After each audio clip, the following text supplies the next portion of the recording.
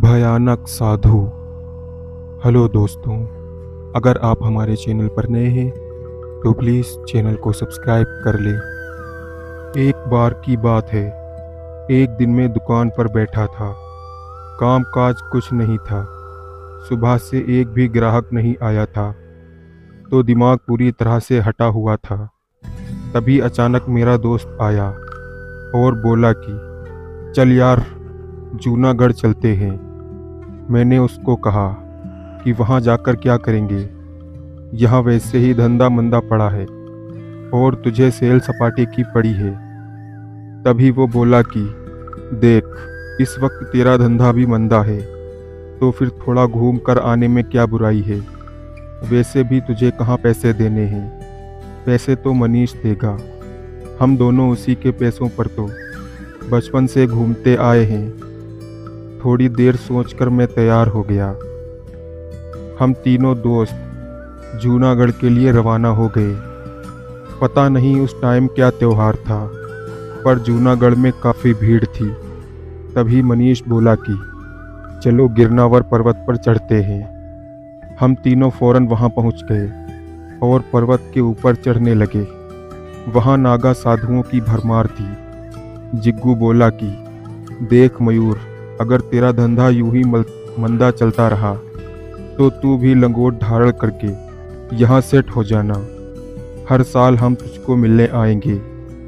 मुझे हंसी आई तो, पर जिग्गू पर गुस्सा भी आया। मैं उससे पकड़कर पीटने के लिए उसके पीछे भागा। दौड़ लगाते हुए थोड़ी ही दूर जाकर जिग्गू सोते हुए एक नाका साधु पर गिर पड़ा। उस साधु ने जिग्गू के बाल पकड़कर उसे पैरों से पीटना शुरू कर दिया। मैं जल्दी से जिग्गू को छुड़ाने लगा तो उस साधु ने मुझे भी पकड़ लिया और मेरे बाल नोचने लगा। उतनी ही देर में वहाँ मनीष भी आ पहुँचा। फिर हम तीनों ने मिलकर उस साधु को बहुत मारा। हमारा झगड़ा देखकर वहाँ कई लोग जमा हो गए। उस नागा साधु ने और 2 साधुओं को बुला लिया। अब हमें डर लगने लगा था, क्योंकि गिरनार पर वहाँ भी साधु अनगिनत रहते थे। हम तीनों चुपचाप पर्वत के ऊपर की ओर जाने लगे। हमने मुड़कर देखा तो वो तीनों नागा साधु हमारे पीछे आ रहे थे। अब हम तीनों की फट रही थी। दिल भी जोरों से धड़क रहा था।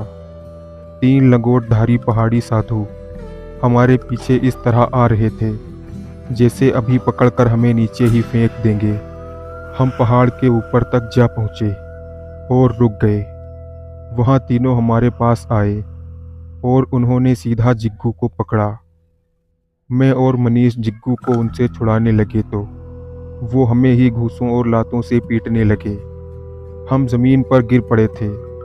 तभी वह तीनों जिग्गू को हमसे दूर ले गए। थोड़ी देर बाद हम खड़े होकर अपने दोस्त को ढूंढने लगे। तभी हमें जिग्गू पास ही सीढ़ियों पर बेहोश मिला।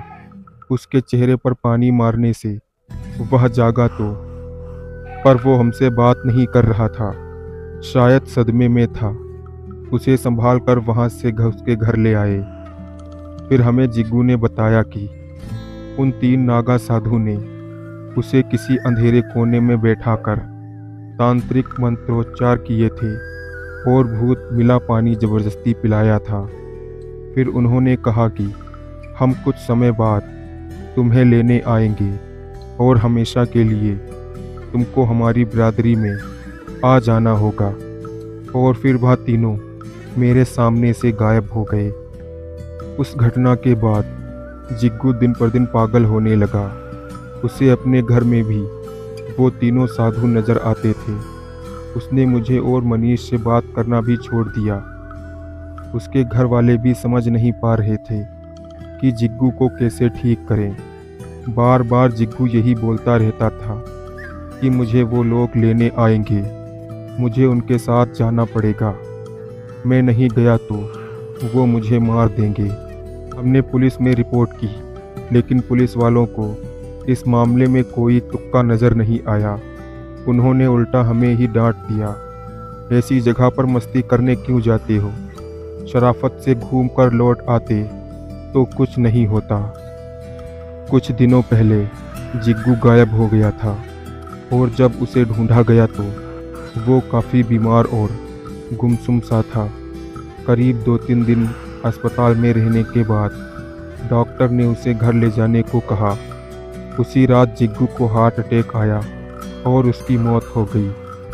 डॉक्टर भले ही उसकी मौत की वजह हार्ट अटैक बताएं, पर मैं और मनीष जानते हैं कि हमारे दोस्त की मौत की असली वजह वो 3 भयानक नागा साधु हैं।